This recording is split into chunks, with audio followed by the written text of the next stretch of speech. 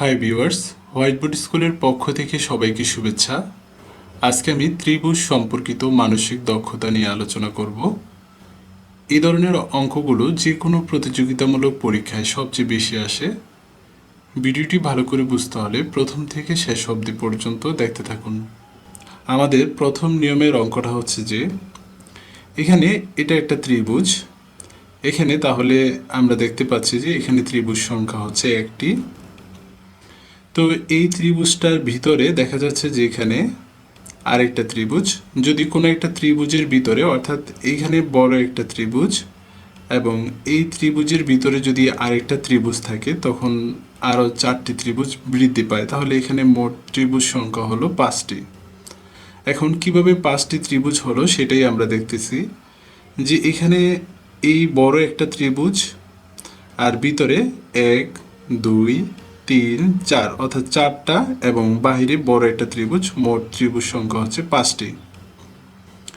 এবার এখানে দেখা যাচ্ছে যে এই বড় একটা ত্রিভুজ এবং এই ত্রিভুজের ভিতরে আরেকটা ত্রিভুজ, যদি ত্রিভুজের ভিতরে ত্রিভুজ হয় তাহলে 4টা ত্রিভুজ বৃদ্ধি পায়, যোগ এই ত্রিভুজের ভিতরে আরেকটা ত্রিভুজ অর্থাৎ আরও 4টি বৃদ্ধি পাবে। সুতরাং এখানে ত্রিভুজের সংখ্যা হবে 9টি।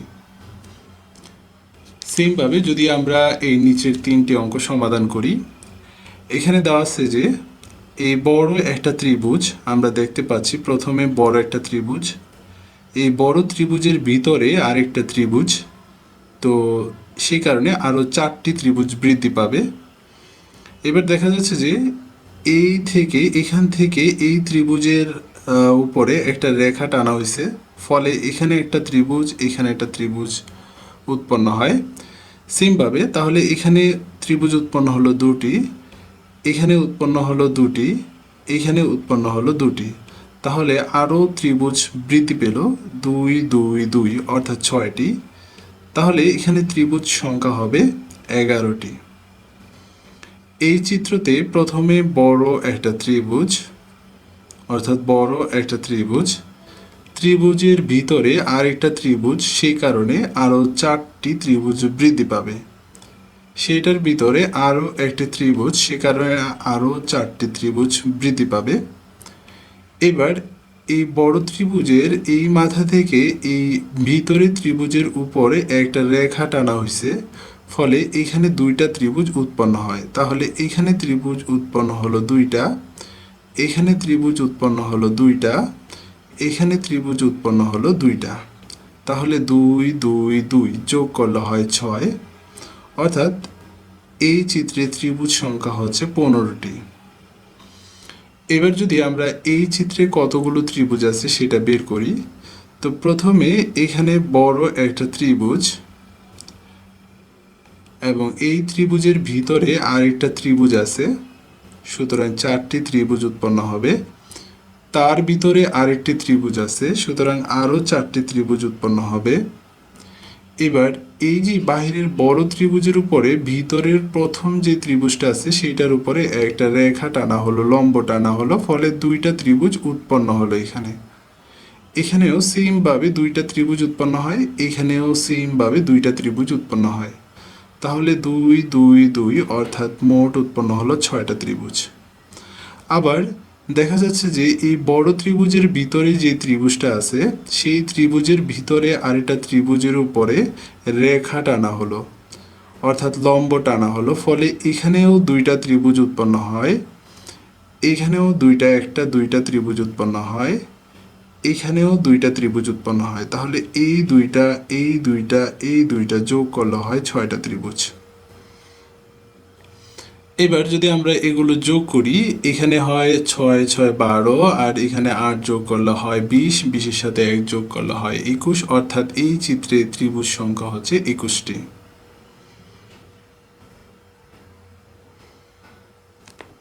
এখন আমরা দ্বিতীয় নিয়মের ত্রিভুজ সংখ্যা কিভাবে বের করতে হয় সেটা দেখাবো। যদি কোনো ত্রিভুজে প্রত্যেকটা বাহু সমানভাবে বিভক্ত থাকে তখন এই ধরনের ত্রিভুজটা সাধারণত ত্রিভুজ সংখ্যা আমরা 3ভাবে কাউন্ট করতে পারি। একটা হচ্ছে প্রচলিত নিয়মে, আরেকটা হচ্ছে শর্টকাট নিয়মে, আরেকটা হচ্ছে মুখস্থ নিয়মে। তো প্রথমে আমরা প্রচলিত নিয়মে দেখব যে এখানে ত্রিভুজ সংখ্যা কতটি।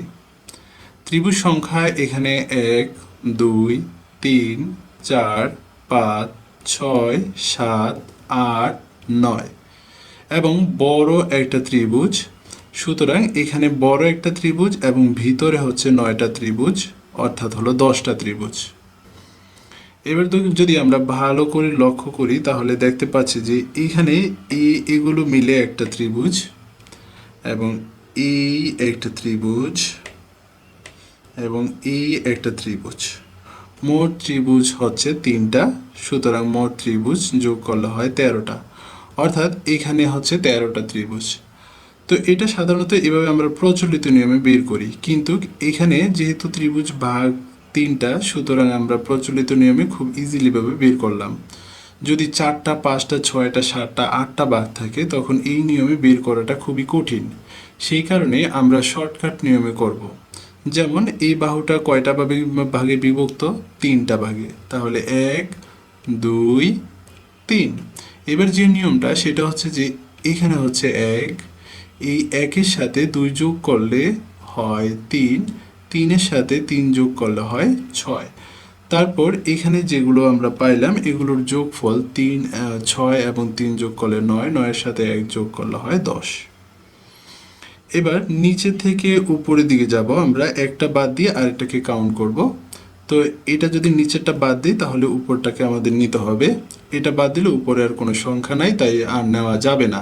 সুতরাং এখানে 3 আমরা নেব। যদি যোগ করি তাহলে হয় 13, অর্থাৎ এখানে ত্রিভুজ সংখ্যা হচ্ছে 13টি। এটা হচ্ছে শর্টকাট নিয়ম। তো শর্টকাট নিয়মে আমরা যদি 4 5 6 ভাগে বিভক্ত থাকে তখন কিভাবে বের করতে হয় সেটা দেখব। এই ত্রিভুজের দিকে যদি আমরা লক্ষ্য করি তাহলে দেখতে পাচ্ছি যে প্রত্যেকটা বাহু 1টা 2টা 3টা 4টা 5টা ভাগে বিভক্ত। এখানেও বাহুটা 1টা 2টা 3টা 4টা 5টা ভাগে বিভক্ত। এখানে 1টা 2টা 3টা 4টা 5টা ভাগে বিভক্ত। তাহলে আমরা এইটা শর্টকাট নিয়মে কিভাবে করতে হয় সেটা দেখব। প্রথমে যে এখানে 5টা ভাগে বিভক্ত 1 2 3 4 এবং 5। তো প্রথম আমাদের যে নিয়মটা সেটা হচ্ছে এখানে 1, 1-এর সাথে এই 2 যোগ করলে এখানে হয় 3, 3-এর সাথে এই 3 যোগ করলে হয় 6, 6-এর সাথে 4 যোগ করলে হয় 10, 10-এর সাথে 5 যোগ করলে হয় 15। এবার 15-এর সাথে যদি আমরা এখানে 10 যোগ করি তাহলে হয় 25, 25-এর সাথে 6 যোগ করলে হয় 31, 31-এর সাথে 3 যোগ করলে হয় 34, 34-এর সাথে 1 যোগ করলে হয় 35।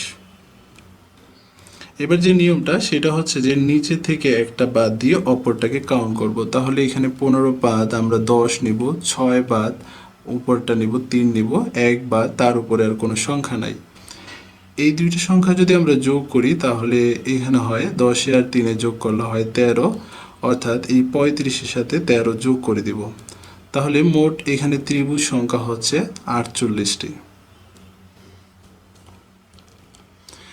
এবার যদি আমরা পরবর্তী ত্রিভুজে এখানে কতগুলো ত্রিভুজ আছে সেটা কাউন্ট করি। প্রথমে আমরা দেখে নিব যে এখানে কয়টা ভাগ আছে। 1টা 2টা 3টা 4টা 5টা 6টা 7টা, 1 2 3 4 5 6 7, অর্থাৎ প্রত্যেকটা বাহু 7টা ভাগে বিভক্ত। তাহলে এখানে ত্রিভুজ সংখ্যা কতটি? শর্টকাট নিয়মে যদি আমরা করি যে এখানে প্রথম ভাগে ত্রিভুজ সংখ্যা 1 2 3 4 5 6 7। এবার এখানে হচ্ছে 1, 1-এর সাথে 2 যোগ করলে হয় 2, 2-এর সাথে 3 যোগ করলে হয়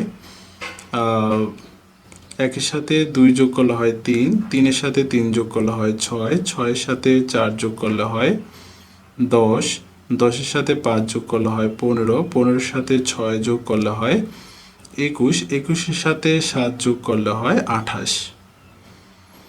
এবার যদি আমরা এগুলো যোগ করি 28 এবং 21 যদি যোগ করি তাহলে হয় 49, 49-এর সাথে 1 যোগ করলে হয় 50, 50 আর 10 হচ্ছে 60, তারপর হচ্ছে 75, 75-এর সাথে 6 যোগ করলে 81, 81-এর সাথে 3 যোগ করলে হয় 84।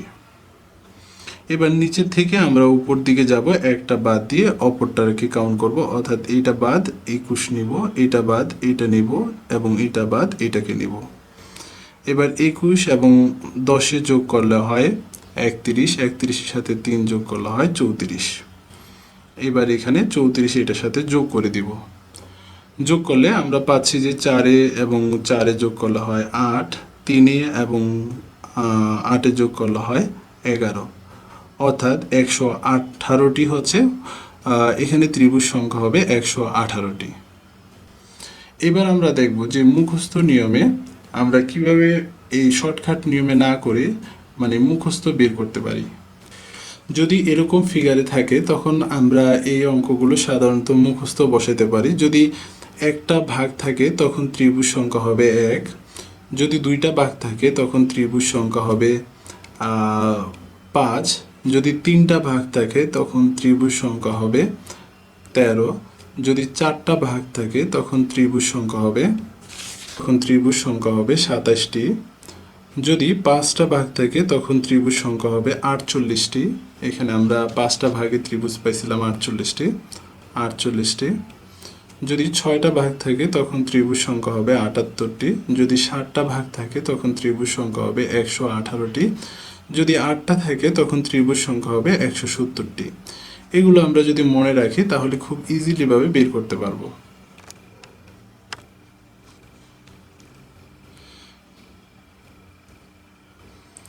এখন আমরা তৃতীয় নিয়মের অঙ্কগুলো সমাধান করব।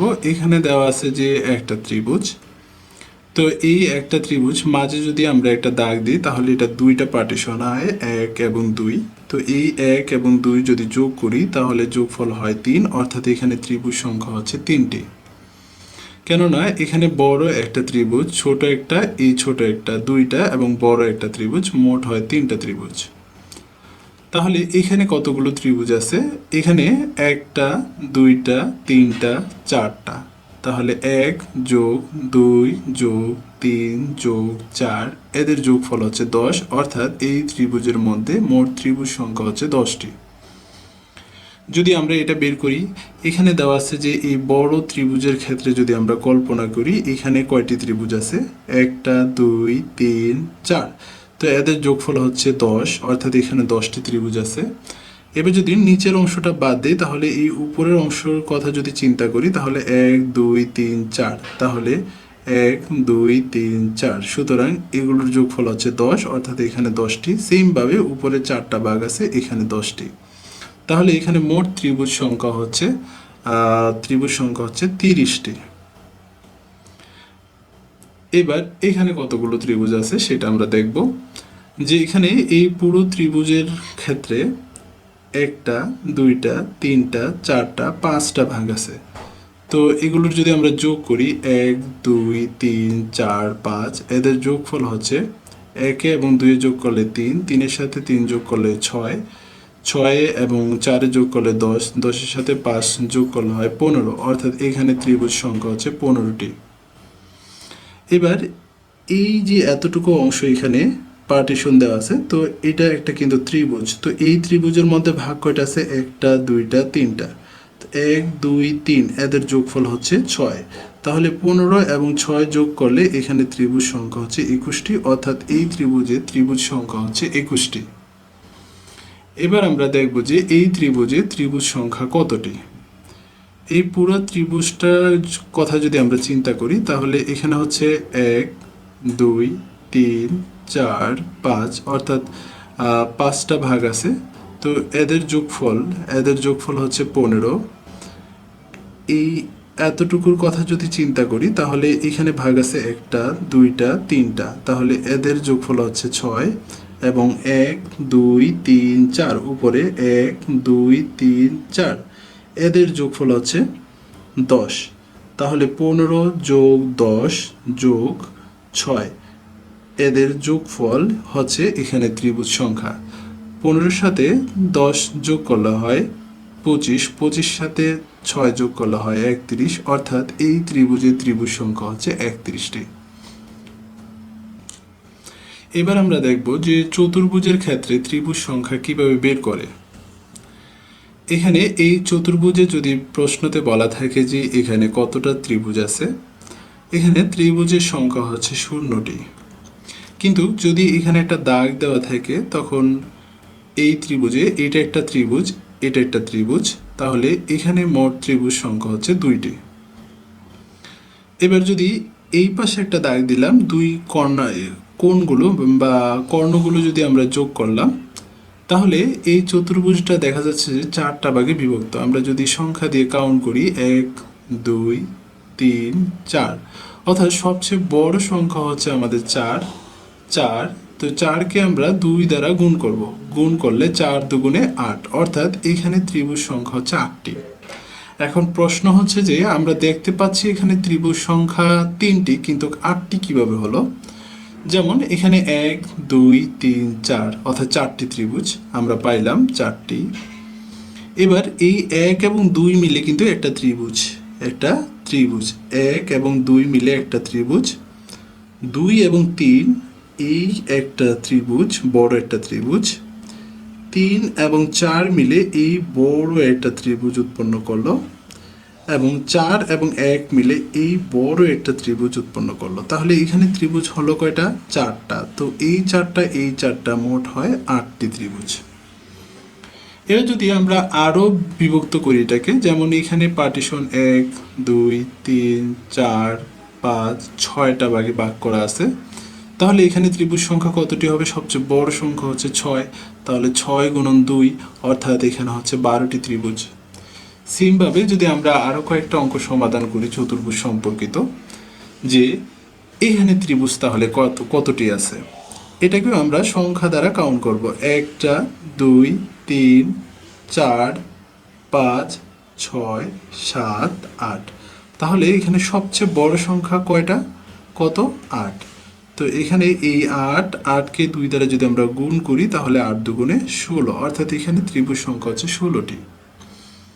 সেমভাবে এখানে আমরা ভিতরের যে চতুর্ভুজটা সেটার দিকে আমরা লক্ষ্য রাখবো না, আমরা বাহিরের যে চতুর্ভুজটা সেটার দিকে আমরা লক্ষ্য রাখবো। অর্থাৎ এই বর্গের ক্ষেত্রে এই বর্গকে কয়টা ভাগে বিভক্ত করছে সেটা আমরা দেখব। এখানে 1টা 2টা 3টা 4টা 5টা 6টা 7টা 8টা। তো এই একটা মিলে এই একটা ত্রিভুজ, এই 2 হচ্ছে এই একটা ত্রিভুজ, এই একটা ত্রিভুজ, এরকম ভাবে ত্রিভুজ গঠিত হয়। তো এখানে যেহেতু সবচেয়ে বড় সংখ্যা 8, তাহলে এখানে উপরেরটার ক্ষেত্রে 8 দুগুণে 16টা ত্রিভুজ গঠিত হবে।